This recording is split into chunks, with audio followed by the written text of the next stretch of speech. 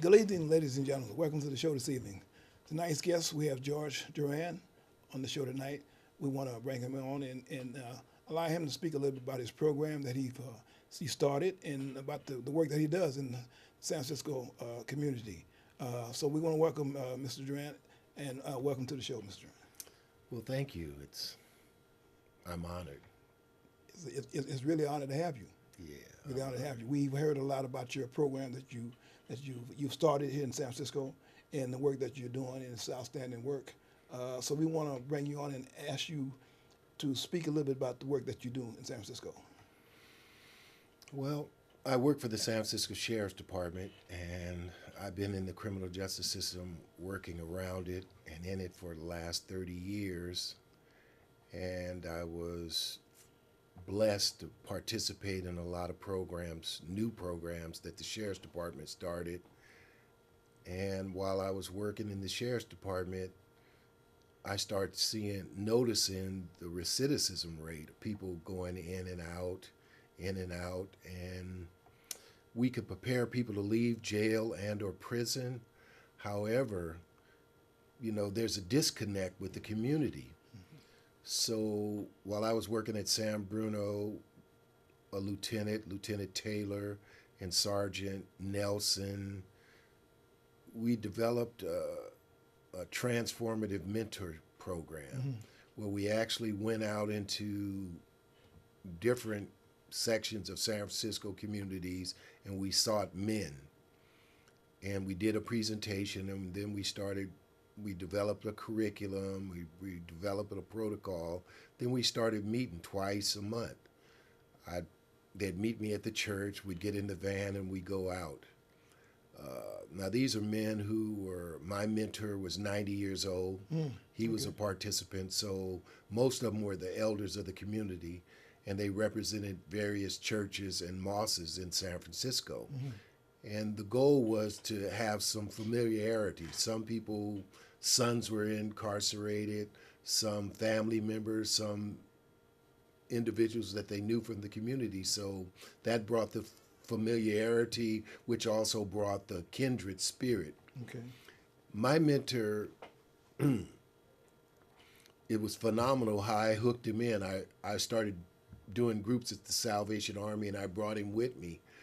And his mantra or his belief was that people could pull themselves up by their own bootstraps. So bringing them into the beast or the jail system or recovery, he got to hear the stories from the inside out. And I think that's the part society is missing. They take the Hollywood notion or the sensationalism about crime and why people do what they do. But when you go inside and hear the story from the inside out, what I noticed that he developed a level of compassion and empathy that his belief system wasn't true. Okay. So he helped me recruit other men, which was phenomenal to have elders coming into the church, meeting with men, twice a month, and really dialoguing about the issues that they were facing. And from that, it just grew and blossomed. We started doing family reunifications in the jail. Okay. Fathers who went to prison or sons who were repeatedly, habitually being incarcerated, and sons telling their fathers what they lost when they were, out of their lives. And we started seeing the reconciliation. We started seeing, interesting enough, men who didn't have fathers, and this father or son, they're having this dialogue. It stirred up, it kind of put the peer pressure on them. Like, I wish my father was alive. I mean, I would have done something different. Right. And I never forget this young man who was facing a double life sentence. He said, I wish I would have had this before, Wow. the event happened in my life. So from that, we started that in 2002, Transformative Mentorship Program. Then a few of my colleagues got together and said, let's refine it. Let's make it a movement. And we came up with M3, Mentoring Men's Movement, So the original program has been in effect since 2002. 2002. Okay. Right. And then there was a brother named Chappie Grice, who now is in Portland. we started meeting, having a breakfast, a fellowship breakfast, once a month. And then when he went back to Portland, a colleague and myself and Dr. Jones decided, let's keep it going. And then we brought it to my church, and ever since then, from that, this movement has been established. In 2004, we established our 501c, and we also discovered that we're going to need some other auxiliary services. So we reached out into the other community-based organizations, and got service providers that deal with housing, treatment, employment, the things that most people coming out of jail and prison with a cultural sensitivity, were lacking. So the recidivism rate would never go down because there was no support, there was no mentorship, there was no one that people can go to that either overcame the criminal justice system or never been to the criminal justice system. So from that, we evolved, and we evolved, and we have part of our components is Cisco Academy, where we actually train people to become, to get the basic essentials of computer networking, which was the entry level to this, to the computer world and the tech industry, which is lacking African Americans and people of color. So we've got the training. All we need is the inroads to get into that field. We also have Red Dipper, which is a solar paneling company that trains folks. They went into the jail and done some training, both of the programs, and then we continue the training on the outside. And I think 6 or 7 individuals got jobs, and we put solar paneling on the jails out in San Bruno. We also partnership with the Healing Circle for the Soul Support Group, which is an organization that works primarily with families who have incarcerated family members and members who lost their loved ones to violence. So we're kind of addressing all the auxiliary issues that plague people who are coming out of jails or prison. We did 5 years of work up in San Bruno with No More Tears and Lonnie Morse and the crew, and we developed a curriculum that specifically deals with the healing process. And right now, once a month at Paradise Baptist Church at 2595 San Jose Avenue, every fourth Saturday, we have a fellowship breakfast where we invite politicians, we invite community members to come in and see that it isn't what people believe it to be. A lot of people want to change, but there's no venues for them for that. And now with Dorsey Nunn and the work that's going on, we're realizing that barriers are being removed, but it's still, that dominant cultural European type of approach. This is our community response to the criminal justice system. And we're just trying to, put our feet on the ground, and we go inside the jail twice a month. And, that's where we believe the relationship should start. So one thing, the fear that people have, like somebody coming out of jail and prison, that fear, when you go inside and you start developing those dialogues and those conversations, you see that anybody could be in prison or jail today, and all of us, have done something that we probably could have been incarcerated for. So we're breaking down that mistrust and the myths about who's in jail and why, and we're getting down to the nitty-gritty of, what people went through, why most people did the things they did, and now let's mend that, let's heal that relationship, and now, we can partnership with folks. I'll never forget, why I got my train of thought. When you get old enough, you have those senior moments. I'll never forget, we had a session. There was about 50. There was about 35 members from the community, men and women, and there was about, I'd say, 20 to 30 incarcerated men. And this 22-year-old stood up and he said, "You know what? We're tired of old folks telling us how to live. We need you to show us how to live." And that was a revelation for me. I can imagine. And I think that, that kind of mantra is what we really need. Instead of telling people how to do what they need to do, Yes. we need to show them, and we need to get out of this fantasy to think that people could do that. We expect them to do something that they weren't trained or don't have the wherewithal to do. You know, I tell a lot of people that when young people have children, they don't get a manual from the hospital. You know, they go on with their mothers or their fathers.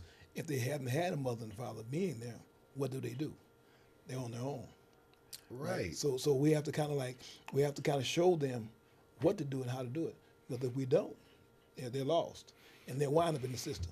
I think a lot of churches and synagogues, we're derelict in our duty because this is our responsibility. Exactly. We need to adopt families. Exactly. We need to adopt schools.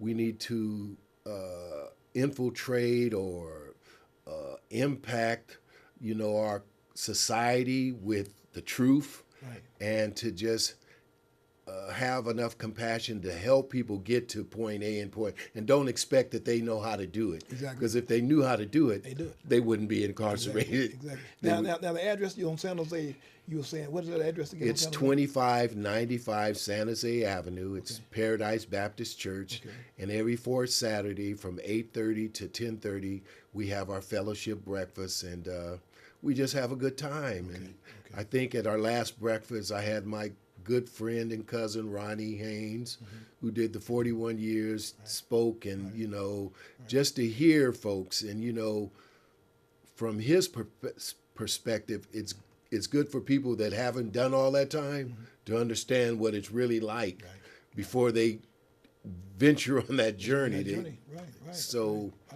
well, it's good to hear from somebody that did it, because if you hear from somebody that did the time, maybe he might say something to you that can detour you from going that same route he went. So that's what we bring on people like Mr. Haynes to tell his story. And I think people that done a lot of time and who's changed, and you have to really look at it. Most people that I know, lifers that I've been working with, their crime started when they were young. Sure. And now that they're mature and they got mature in that system, those are the individuals that need to be in those jails and prisons, teaching and facilitating those things, because, iron sharpens iron, sure does, and men sharpen men. Exactly. So to me, that's one of my goals right now with M3, to get those individuals who are coming out that have a lot on the ball, that have been through a lot and who have been educated, and now to bring their work into those jails, because I think they could have a more impact on those young guys in the community than anybody else can. Sure they can. I know. I talked to an individual some years ago, and as you know, I'm an ex-con myself. I did 27 years and 9 months in prison, and I've been on a short period of time. I was in Old Folsom State Prison. I was talking to a gentleman that came in to speak. He said he's going in the Youth Authority tomorrow, and the youngsters in the Youth Authority want him to give a shout out to the people that was in prison. What's up, right? What's up? What would you guys want to tell them in prison? I mean, in Youth Authority from prison. So the thing was that they look up to people that's in prison and listen to somebody in prison opposed to them being in Youth Authority. So what did you tell a person in Youth Authority to keep them from coming to prison, right? What do you tell them, right? You just tell them, hey, this is not where you want to be. You don't want to come here. You've already made a stop to make that your last stop. You go back to the society and get education. Get education, that's something that they can never take from you. Once you get it out of the book, you got the paperwork, they can't steal that from you. They can steal anything else from you, but they can't steal education from you. So go to school and get educated. Yeah. I think and they'll listen. They'll listen. Because most people that been to prison had a reputation. Exactly. And most times the reputation precedes them, so they look up to them. So if you're coming back with a different message, then they're more apt to hear that message and say, whoa, if they could do it, I could do it too.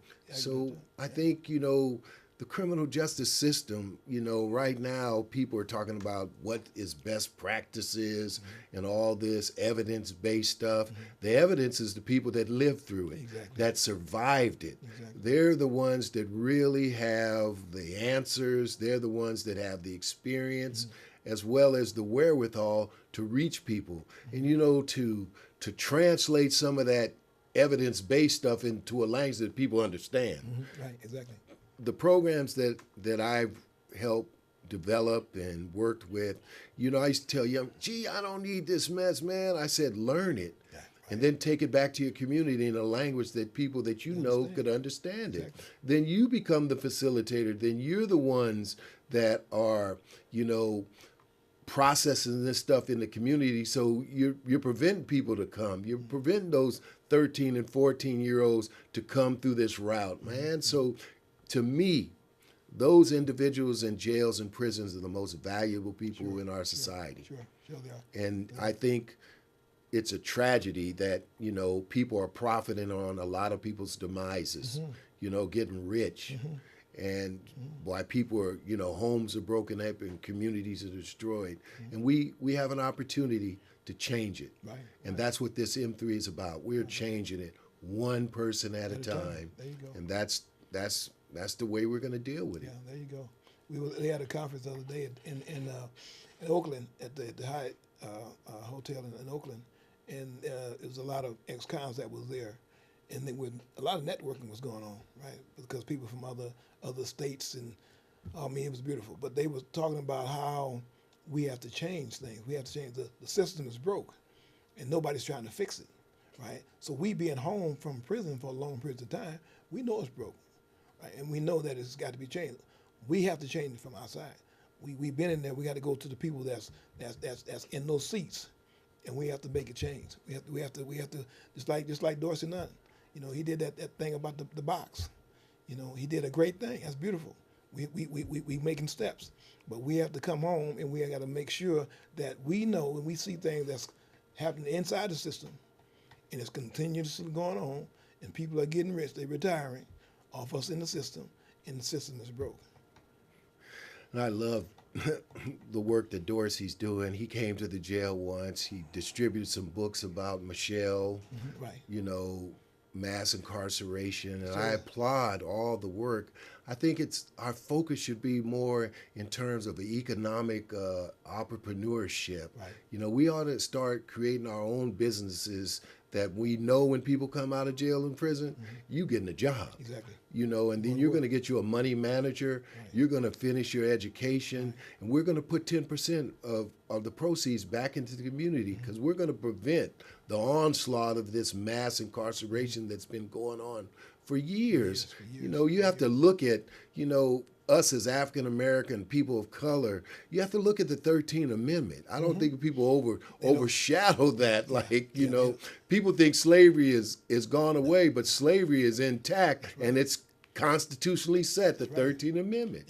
It states slavery is abolished, except if you commit a crime, we can bring you back in slavery legally.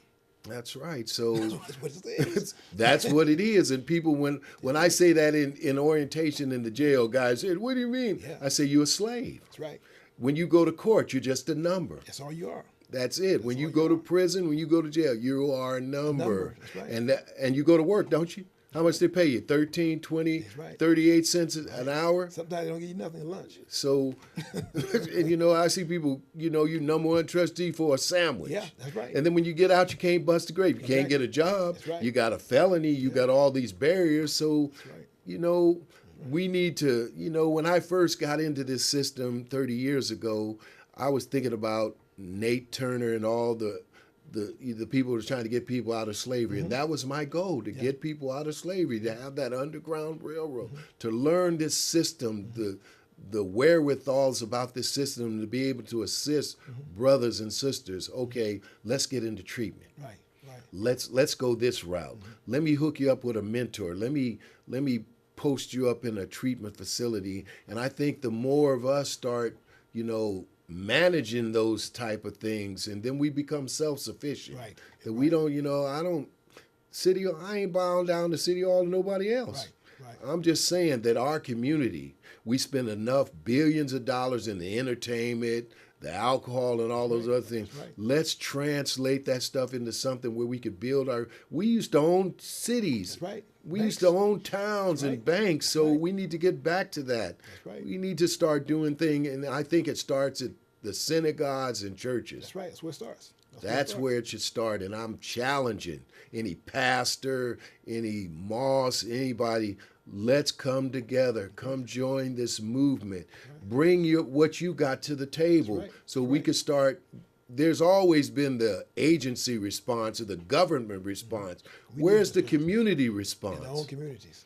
All communities, yes. Black, white, brown. If you've been incarcerated, if somebody in your family's been incarcerated, and if you don't think you're going to be affected, just keep living. That's right. That's right. You're going to definitely be affected. You're going to be affected one way or the other. And I think fact. this is an opportunity for us now when the pendulum has switched. In the last 30 years, believe me, I tell cats all the time, the pendulum is switched. And you need to jump on the opportunities that are available for you. Now, if you don't blame the man. Right. Blame yourself. Blame yourself. That's right. You have every opportunity at changing it. Every opportunity. All you have to do is, I tell people right now, in America, we have a black president. It's never happened before. If we had a black president, you can do anything you want to do in America. That's right. So why not start? You got to start somewhere. Start working on yourself. And we've got to start healing ourselves. We got to get away from the isms that we got. Accusing other folks. That Willie Lynch stuff as post-traumatic slave syndrome. We got to break loose of that and come together as a community the way it was back in the day when everybody looked out for everybody. Everybody knew everybody. Right. Jones down the street would say, "Boy, what you doing out? I'm going to call your parents." We need to get back to loving each other, speaking to each other. And that ain't going to cost you nothing but a smile on your face. And, and the other piece, right now we're working on, and I'm going to come to you and a few other folks, we want to put a conference in San Francisco County Jail regarding this violence that's going on. The black on black crime. We could talk about the police stuff, but we're killing more of ourselves than the police could ever do. We are. And we need to address that. We need to start talking. I know when we were coming up, when there was there was some shot callers. The 2 shot callers shot down. There was peace, and they made the decision. We need to get to that because people ain't really talking. It's the third party. Somebody else saying what he say, she say. Sit down and talk to somebody. The scripture said if your brother got aught with you, leave your gift on the altar and go reconcile to him. And we need to start getting back to the basics, the fundamentals of life. Do unto others, you have them do unto you. Love your neighbor. Do good to those that despitefully use you. We get back to the basics. If we go back to God, let me just put it that way. However people understand it. We go back to God. He'll deliver us from this mess. He'll deliver us from the oppressor. Right. Yeah, we can do it. All we have to do is just do it. Just do it. We got to stop depending on somebody to do things for us and accusing other folks for things that we do for ourselves. We got to stop that. Accusing the white man, this and that. No, he ain't doing nothing to you. You're doing it yourself.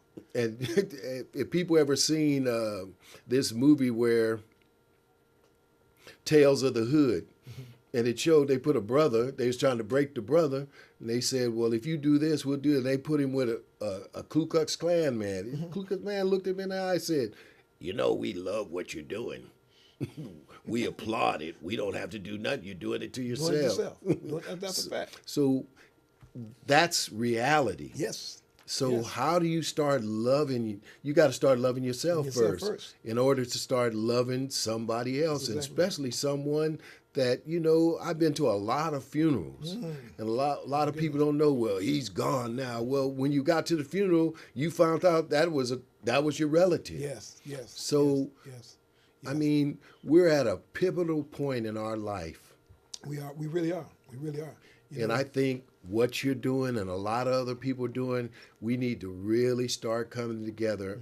Now, for the last 15 years, every year I'd go down to Florida because every year they have Preventing Crime in the Black community.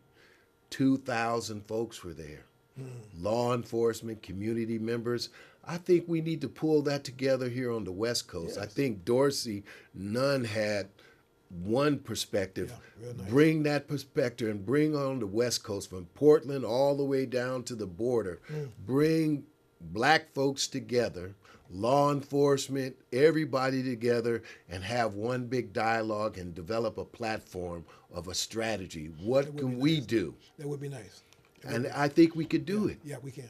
Yeah, And we can get, and guess who sponsored it? In the Attorney General in Georgia and the Attorney General in Florida sponsored. right? Yeah, yeah. And we can get our Attorney General here Yeah, and yeah. some politicians here because it's a crisis. Yes, it is. And we can't allow them to try to fix our problem. We need to do it. fix our own And problem. we need to come together and premier the best practices that we know in our community. Right. The things that are working. I don't think we know about them or aware of them. We brought a conference together, and from that conference put a platform. And then people go back to their communities, into their cities, and implement some of the best practices that we know that is benefiting our community.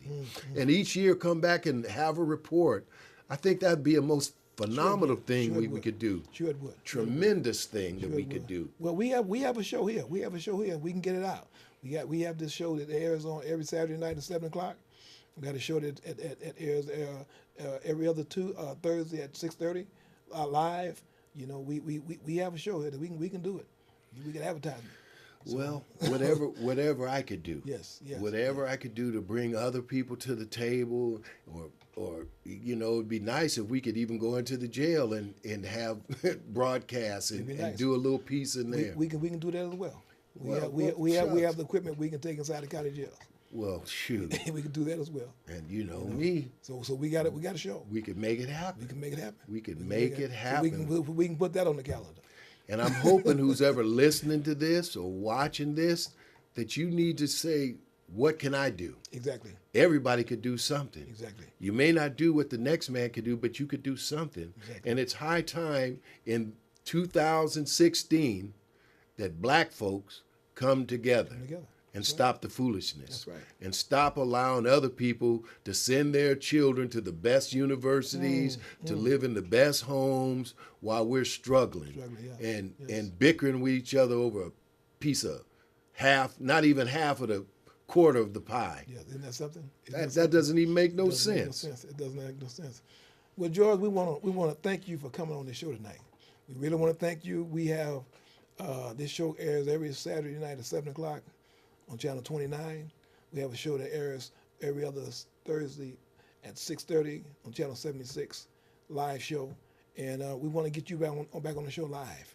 Well, you know, I would have been Right. there, but you know, Yeah. I just had a 64th birthday. Right. My oldest brother wants me to go to Vegas. There you go. There you And go. hey, but I'm here, Yes. and whenever the live thing comes, Yes, yes. I we're gonna will bring be you here. back. With When we want to schedule for the probably next month, bring you Okay. back on live and allow you to come on and tell society and the community what you're doing and the help that we need in our communities. You know, we Great. need to. You say it takes a village. It takes a village.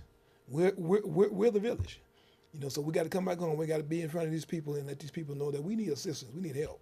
You know, we don't need a little bit of help. We need a whole lot of help, because we say that we can't change the world. We can change a big portion of it, that's right. our communities. So we want to thank you for coming on the show. We really, really appreciate you coming on the show tonight. Thank you. All right, and we're gonna continue this here. Next month we're gonna bring you back on the live show. Holler. And thank you very kindly, sir. Thank you. All righty. All right. Community, we want to thank you. Saturday night at 7 o'clock on channels 29. The show will air, and we will ask you to call in on Thursdays and give some feedback. We need help. You know, we ask for help. Assist us in any way that you can to help us change our communities, change our city. And we thank you.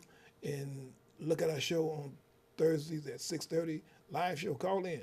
You know, we're going to bring Kevin Cooper back. He was on last month, and we're going to bring him back in a couple of weeks and allow him to call in and talk from Death Row. So look at the show.